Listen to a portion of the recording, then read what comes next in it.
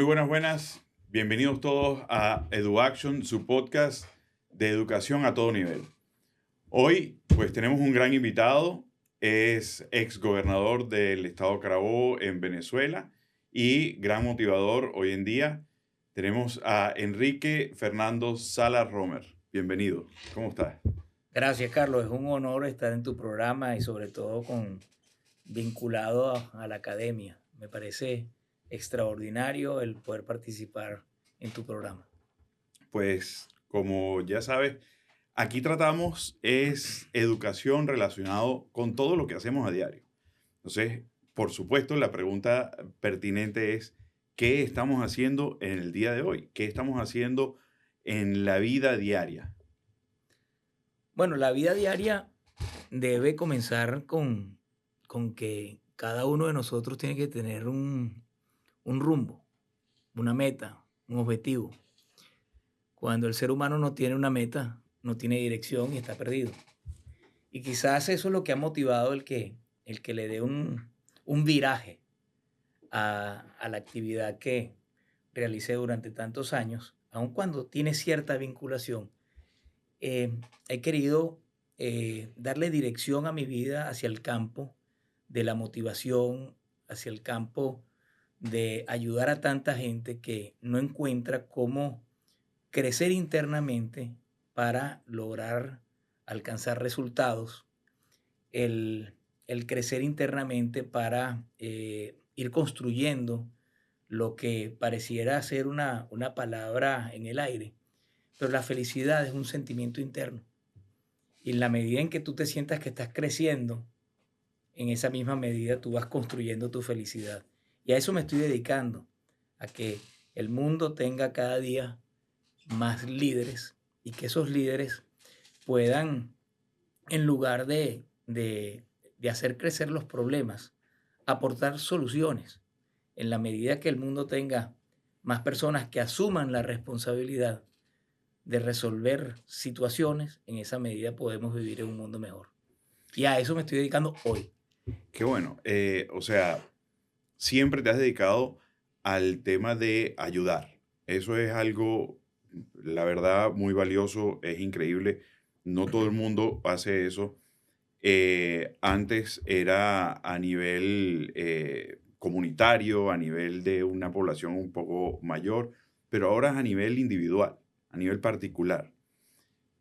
¿Cómo ves esa diferencia hoy en día? ¿Qué cambia desde tu punto para ayudar a la gente? ¿Cómo engrana eso y cuál es la diferencia que tú ves desde tu punto de vista? Bueno, creo que has dado en el clavo. Toda mi vida me ha gustado ayudar. Es una vocación natural en mí. Pasé por la política, pero yo digo siempre que yo he sido gobernador. Eh, y la política con P mayúscula consiste prácticamente en inspirar, en motivar, en darle herramientas a la gente para que pueda con su propio esfuerzo salir adelante. Y quizás la diferencia entre ayudar al colectivo y ayudar individualmente, yo diría que hay similitudes en el campo de que las herramientas son parecidas, pero cuando se trata de una persona en particular, entonces ya hay que entrarle al microscopio y ver exactamente qué es lo que le gusta hacer, cuál es su pasión, qué realmente lo motiva a hacer. ah, una de las claves para tú sentir que vas en el camino correcto es cuando aquello a lo que te dedicas te transmite tanto placer como cuando tú agarras vacaciones. O por ejemplo, hay personas que ahí me dicen, cuando llega el lunes, me siento mal porque no me gusta que llegue el lunes, ¿verdad? En cambio, si tú por tu trabajo sientes una enorme pasión, tú estás deseoso que llegue el lunes, porque no es ningún sacrificio, es más bien eh, un, algo que disfrutas tanto que en ese proceso de alcanzar el objetivo, el resultado final, estás disfrutando día a día.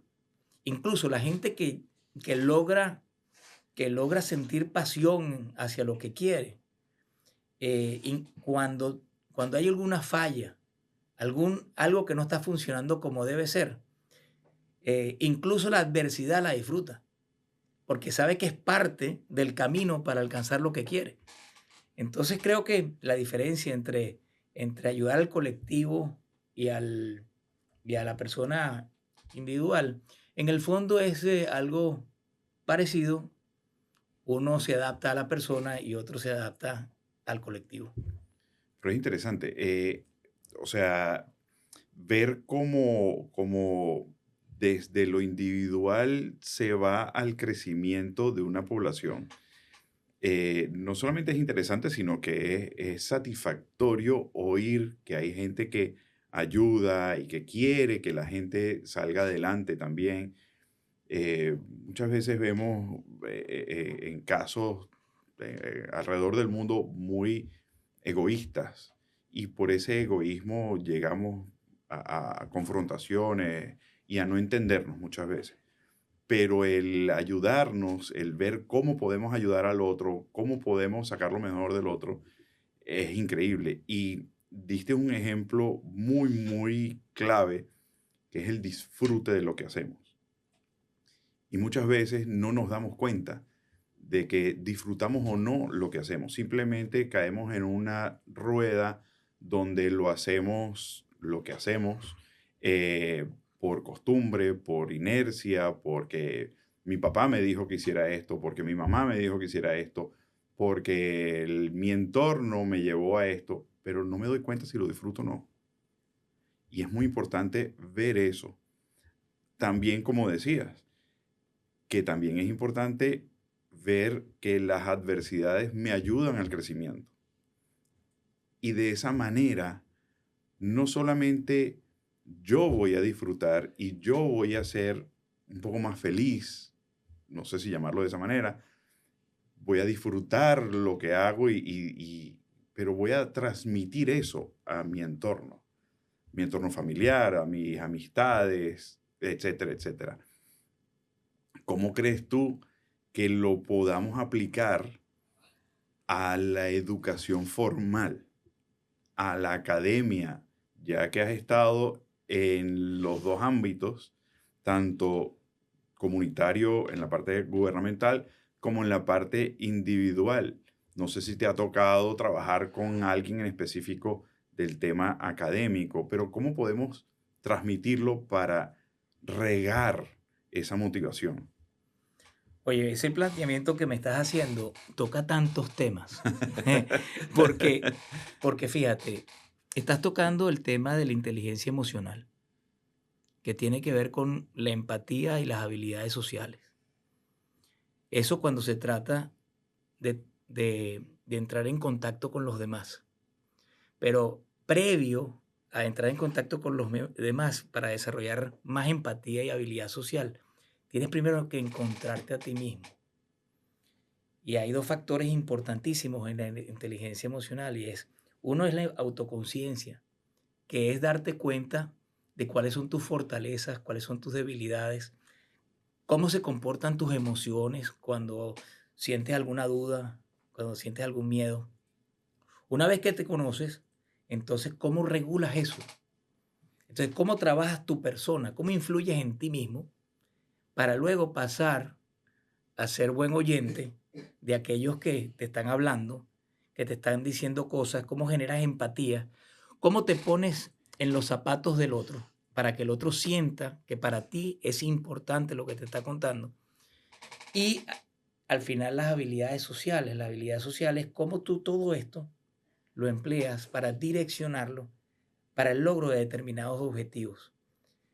Quien logra esos cuatro elementos, manejarlos correctamente, se convierte en un líder porque transforma todo lo que es la autoconciencia, el conocerte a ti mismo, la autorregulación, que regulas tus emociones, la empatía, que te pones en los zapatos de los demás, y el hecho de que todo ello lo pones al servicio de un objetivo, lo que haces es que te empoderas como líder y entonces motivas a que la gente te acompañe en ese recorrido.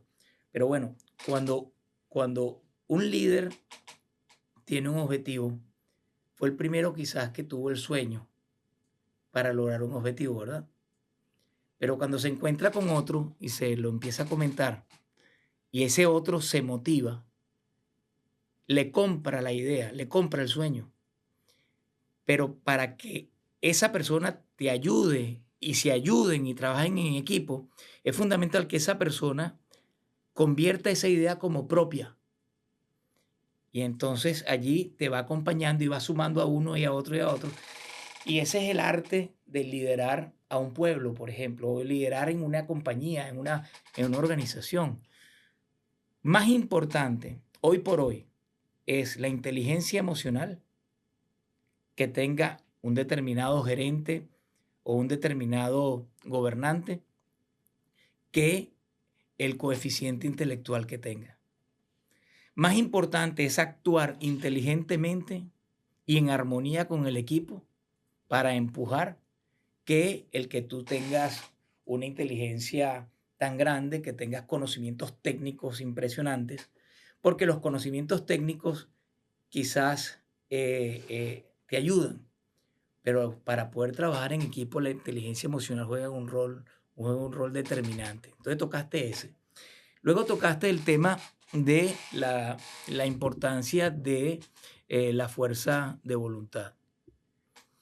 Todo esto que estoy diciendo, si tú no priorizas, no logras resultados. ¿Por qué? Porque tú puedes ser muy inteligente y tener una inteligencia emocional enorme, pero si caes en las distracciones, y vivimos en una época en donde las distracciones están a la orden del día, Miles. comenzando por las redes sociales, o que te llama un hijo, o te llama tu esposa, o te llama un amigo, y entonces tú tienes que ver cómo estableces preacuerdos con tu persona. Y ahí vamos a un tema que es el algoritmo. Vivimos en el siglo del algoritmo. Todas las organizaciones en sistemas colocan un algoritmo, ¿no? Sí. El algoritmo es, si ocurre tal cosa, entonces decidimos tal otra. Pero eso lo ponen en computadoras. Entonces, así la organización trabaja casi que por piloto automático. Todo es un algoritmo y entonces llevas a la organización que no se desvíe de su objetivo. Bueno, nosotros también tenemos que trabajar al estilo de algoritmo. La fuerza de voluntad hay que colocarla, hay que trabajarla a la ofensiva y no a la defensiva. Tú estableces un algoritmo. Si, por ejemplo, yo estoy en este programa, si al salir de acá me llaman porque alguien quiere que almorcemos, pero resulta que eso me aleja del objetivo que yo tengo para el día de hoy, si yo espero que se presente la invitación de almorzar para pensar qué es lo que voy a decir, oye, ¿cómo me va a costar decir que no? Claro. Pero si yo en la mañana cuando amanezco digo, el algoritmo del día de hoy es que tengo que terminar esto, antes de cualquier desviación, ten la seguridad de que ese algoritmo ya me está diciendo que si alguien me trata de sacar del carril, le voy a decir que no. No tengo que pensar porque ya está listo el algoritmo. Entonces, para lograr resultados en la vida, tú necesitas impedir que te saquen del camino. Y tú tienes mucha gente, la que te quieren y los que no te quieren, que te está buscando sacar del camino. Pero también hay gente que te lanza ideas limitantes, que te está diciendo permanentemente, eso que tú quieres hacer, eso no se va a lograr. Tú eres un soñador, ¿vale? Eso estás fantaseando. Y resulta que no es así. Solamente pasémonos por Steve Jobs, hablando con la gente, cuando se le ocurrió lo del teléfono celular. Y le decía, mira, vale, yo tengo un sueño de que voy a crear un producto que tú puedas poder hablar con él, a través de él, con el mundo entero, no importa dónde te encuentres, sin un cable conectado. ¿Tú sabes cuántas veces a Steve Jobs le deben haber dicho que estaba loco? Seguro, unas cuantas. Que se detuviera porque no iba por buen camino. Y mira lo que ocurrió. Pero también la señora esta de Harry Potter, la que escribió Harry Potter en sus múltiples versiones, varios libros. Ella se divorcia, queda en la calle con su hijo, no tenía ni cómo pagar la calefacción en Londres. Iba en las noches a un café a seguir escribiendo para aprovechar la calefacción y su hijo no pasara frío. Pero ella seguía escribiendo. Sus libros no fueron aceptados por una cantidad impresionante de editoriales. Pero ella seguía adelante. Hoy por hoy es la mujer más acaudalada de Inglaterra. ¿Y qué pasó? Que no se detuvo. Por eso es que la gente tiene que buscar ser un líder, lo que llaman un líder antifrágil. Cuando tú eres un líder frágil es porque cualquier cosa te pone suave, te destroza, te quiebra, pues te liquida. Pero cuando eres antifrágil es que los problemas te fortalecen. Algo así como cuando la brisa le pega a una vela, la apaga. Pero cuando la brisa le pega al fuego, el fuego se aviva y se fortalece. Bueno, esa es la idea, que seas como el fuego, que cuando te golpean,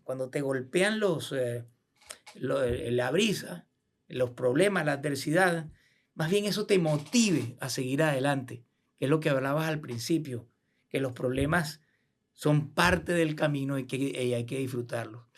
Y hay estudios que demuestran que la felicidad la tienen, quienes tienen más grado de felicidad son aquellos que se fijan metas. Pero además el que se fija una meta siente que la felicidad real no está en alcanzarla, porque esa va a durar muy poco, porque cuando tú logras el objetivo, inmediatamente te estás planteando uno nuevo.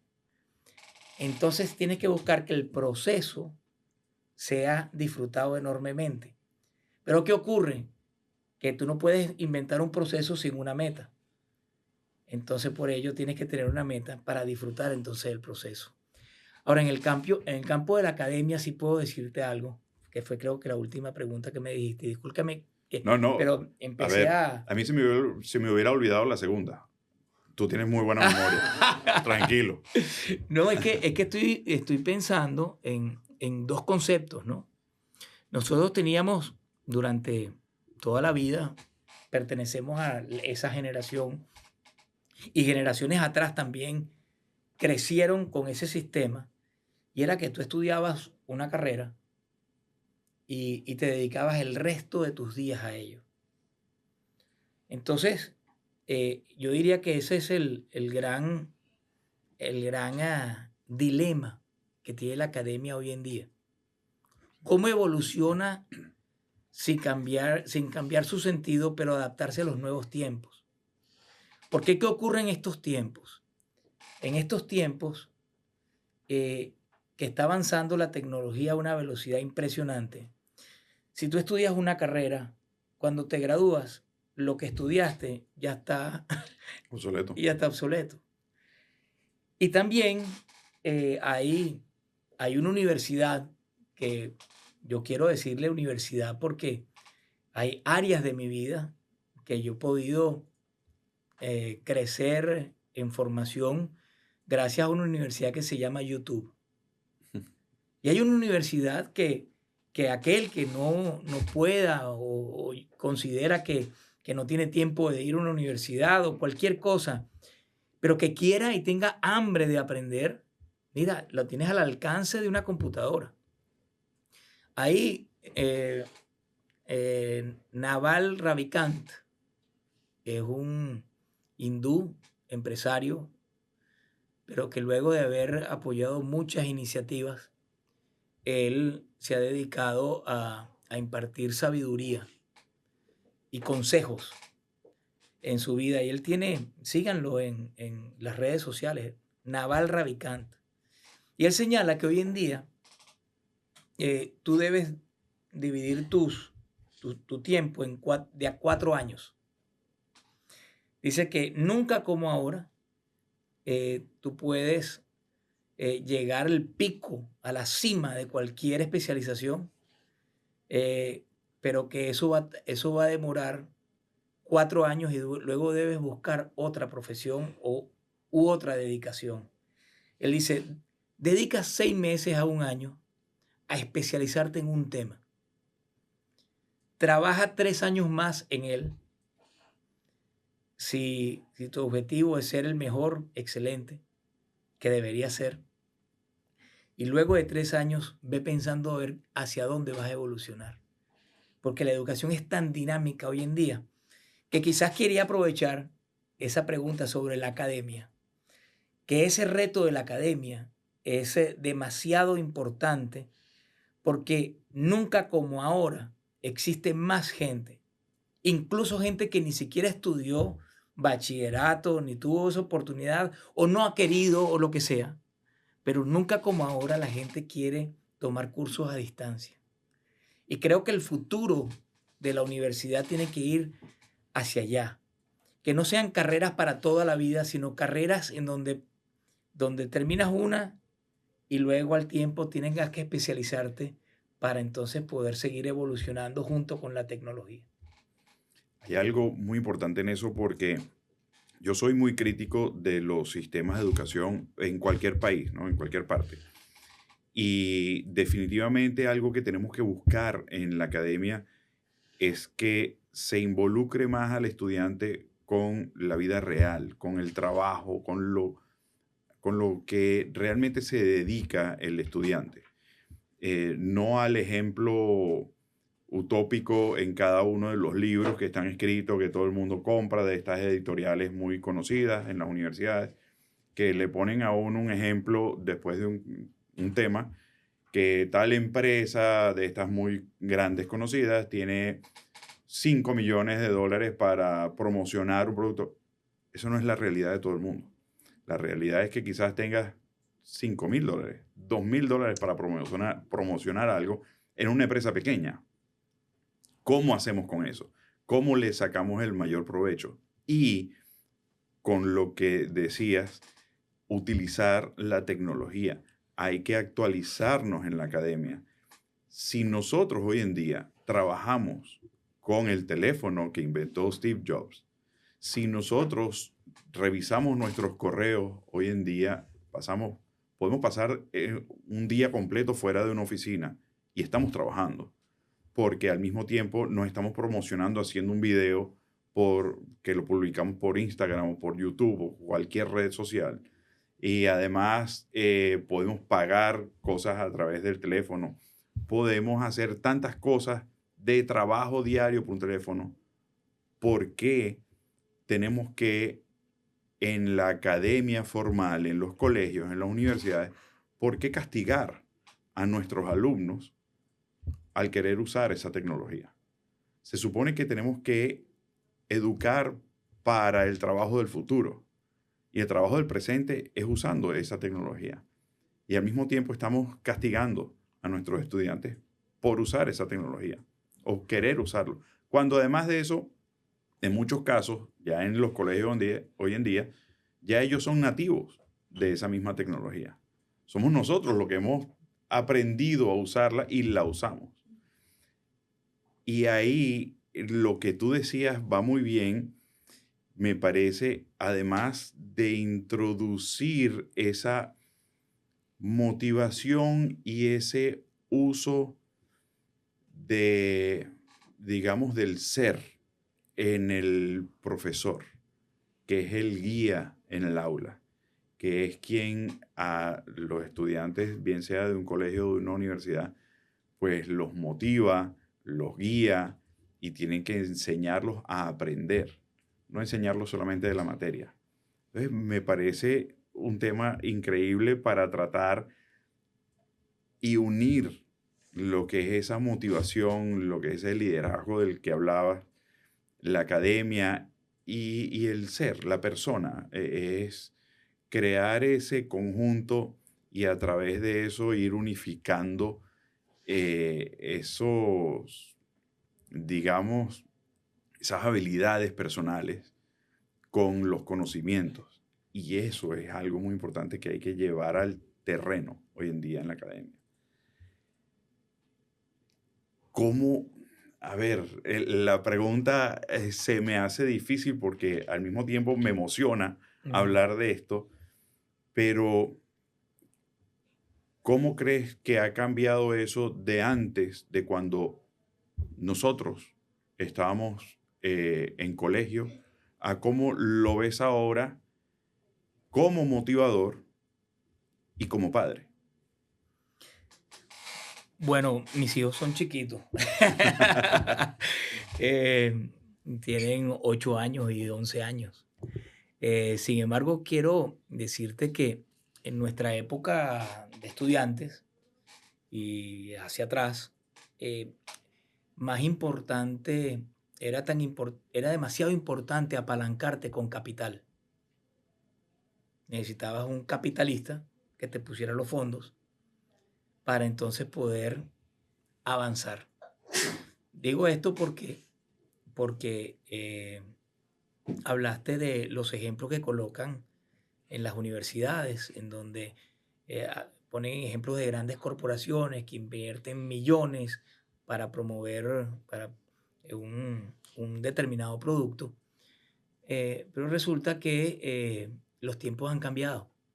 El apalancamiento hoy se requiere muy poco capital. Las mismas aplicaciones que hoy existen te permiten apalancarte de tal manera de que tú puedes vender lo que quieras, promoviéndolo incluso tú con tu marca personal y lograr que la gente te compre lo que estás ofreciendo y tú todavía no tienes un capital que hayas invertido, me refiero a un capital grande, sino con capitales pequeños tú puedes comenzar tu propia iniciativa. Entonces quizás jamás como ahora la posibilidad de prosperar es mucho más grande que la que teníamos antes, en generaciones atrás, porque se requería un capital detrás. Hoy en día tu gran capital es tu cabeza, tu mente, y por eso es que hay que trabajarla mucho.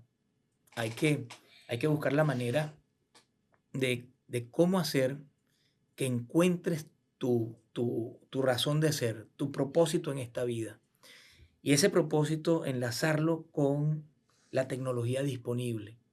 Y ten la seguridad de que siendo auténtico, nadie podrá competir contigo. No te preocupes por la competencia, porque la competencia jamás podrá ser mejor que tú siendo tú mismo. Porque nos pasamos todo el día pensando en la competencia, pero es que tú no tienes competidor si tú eres tú mismo. Entonces, sé tú mismo y ten la seguridad de que vas a encontrar un nicho. Y si estamos hablando en el campo comercial, un nicho de mercado. Pero si estamos hablando en el campo religioso, vas a encontrar un nicho de la población que va a querer escuchar lo que tú quieres decir, la parte espiritual. Si tú eres un chef, tú vas a encontrar un nicho de la población que quiere determinadas recetas que tú estás vendiendo allí. Entonces, hoy en día, y eso quisiera de verdad que esta parte nos las grabáramos, todos los que nos están escuchando, es que hoy en día no nos preocupemos tanto por el capital metálico, preocupémonos por el capital que tengamos en la cabeza, en la mente. Dediquemos tiempo a especializarnos. Una cosa que hoy no se puede hacer, y se los recomiendo a todos ustedes que no lo hagan, es ser toderos. Cuando tú le dices a una persona, bueno, ¿y qué haces tú? Bueno, yo hago esto. Cuando tú dices que eres todero, le estás quitando valor A cada una a de tu las cosas. servicio o a lo que tú puedes hacer. Pero si tú dices, yo estoy especializado en esto, entonces ese servicio tiene un enorme valor. Y quizás uno de los primeros que los entendieron fueron los médicos y los abogados. Cuando tú hablas con un abogado, él no te dice, no, yo te defiendo para lo que tú quieras. No, te dice, no, yo soy médico, soy abogado mercantil, soy abogado civil, soy abogado, ¿verdad? También el campo de la medicina. Hay el médico general, el médico interno. Pues la mayoría de los médicos se fueron hacia la especialidad. ¿Y quién es el que cobra más por su trabajo? Los que están especializados. Entonces, especialízate, conviértete en un maestro. Mira, hay una frase que también me gustaría recordar. Cuando la gente dice, oye, fulano, qué suerte tuvo fulano. Y es que la suerte salvo que te ganes una lotería, que eso se lo gana uno en millones de personas. Pero la suerte hay que trabajarla. La suerte es cuando se encuentra tu preparación con la oportunidad. Vamos a imaginarnos, por ejemplo, mi vida, pues. Yo decidí especializarme en un campo que a mí me apasiona. Me apasiona ayudar a la gente a que se reencuentre. Y me he ido especializando, pero mi especialización tiene que ver también con una larga experiencia gerenciando, tratando con gente, resolviendo problemas. Y gracias a Dios con éxito, ¿no? Entonces, esta combinación de experiencia con formación está allí. Y de pronto me han comenzado por las redes sociales, por cierto, es @EnriqueFernandoSalasRomer. La gente me ha estado pidiendo consejos por las redes. O sea que he comenzado un nicho de coaching interesante, ¿no? Pero ya para el mes de noviembre hay 2 corporaciones que me llamaron, que quieren que vaya a hablarles a todos sus trabajadores, empleados, sobre este tema. Entonces, fíjate tú, yo me he especializado durante bastante tiempo, la experiencia ha demorado años, y ahora le he dado un viraje a mi vida hacia un campo en el que me siento también creciendo y haciendo que otros crezcan. Bueno, eso también lo puedes hacer tú. Escoge algo que te apasione, trabájalo. Piensa a ver cómo puedes, siendo tú mismo, transmitir eso a otros y ten la seguridad de que solito va a ir creciendo y vas a lograr resultados. Se te presentó la oportunidad y la aprovechaste con la Claro, experiencia que tienes. pero seguramente el día de mañana, cuando algunas personas que me conocen, pero a distancia, que no conocen lo que ha demorado todo esto, Claro. digo, oye, Enrique, qué suerte tuvo, ¿vale? Lo contrató la corporación tal para que hiciera. Suerte, hay que ver lo que me ha costado este Claro, trabajo. es años. Pero en el fondo no es la parte material, y eso se los pido a todos. Si lo que te motiva es la parte material, no vas a avanzar con la misma fuerza que cuando lo que te motiva es la parte interna de tu ser. Y tú hablabas del ser. Estabas hablando de los profesores que debían ser, ¿verdad? Hay un árbol de la vida que es las raíces, que es el ser, que son tus valores. El tallo y las ramas, que es el hacer, que sería la acción, pasar a la acción. Y luego los frutos de ese árbol sería el tener. Cuando el ser, el hacer y el tener, es decir, tu sueño, tu acción y tus frutos, que es el tener, están alineados, tú estás construyendo felicidad. Y junto con ello vas a traer otras cosas, que puede ser fama, que puede ser dinero, que puede ser miles de cosas, pero que están en el mundo externo. Pero tienes que estar identificado internamente contigo. Se comen unos mangos muy ricos y dulces. Sí. Bueno, yo fui vendedor de mango. Fíjate. Pero para compartir esto, para encontrar para qué sirves, cuál es tu propósito en la vida. Uno de los ejercicios es trasladarte a cuando tú tenías 7 a 14 años. ¿Y qué hacías? ¿Qué te gustaba hacer? Yo, por ejemplo, en mi casa había una mata de mango y yo bajaba los mangos y los metía en una cesta y me iba por las cuadras vendiendo el mango, ¿verdad? Fíjate, desde pequeño tenía esa vocación de hablar con la gente, de convencerla de que mi mango era mejor que los que estaban en el supermercado. Luego fui vendedor de Enciclopedia Británica y Enciclopedia Barça, cuando no existía Google. Sí. Iba puerta por puerta. Y una de las cosas que más aprendes es a disfrutar, incluso cuando te dicen que no. Cuando te dicen que no, ten la seguridad que estás más cerca del sí. Mientras más no, ya viene el sí. Buen punto de vista. ¿Verdad? Y lo otro es que yo fui ejecutivo de la IBM International.